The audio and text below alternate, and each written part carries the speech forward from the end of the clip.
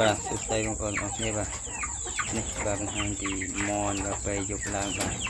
និយាយចំមកយើងអ្នកចាំមកនេះគ្នាគាត់យល់ហើយបងប្អូនបាទពេលដែលឃើញបាទមិត្តផលដែលយើងខំថែខំឲ្យចំណៃលទ្ធផលបាទបានសុខភាពល្អបែបនេះគឺយើងមើលវាអត់ធុញទេបងប្អូនណាឥឡូវនេះប្រឡប់ក៏ឆ្លៀតចូលមកមើលវាសិនដែរបងប្អូនណាមើលវាហើយបាទគឺប៉ុនគ្នាតែម្ដងបងប្អូនណាវាអត់ដេកទេតែងើបឡើងមករកស៊ីចំណៃទៀតបងប្អូនណា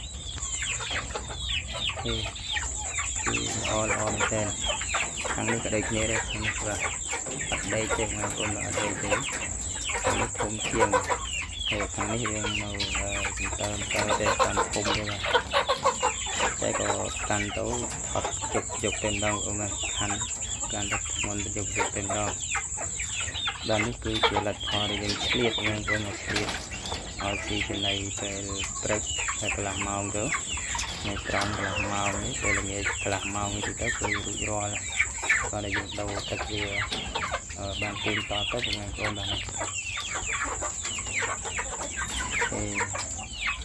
បាទគុណច្រើនដល់បងប្អូនអរគ្នាបានតាមដានទស្សនានេះតាមតាមដល់ចប់បាទ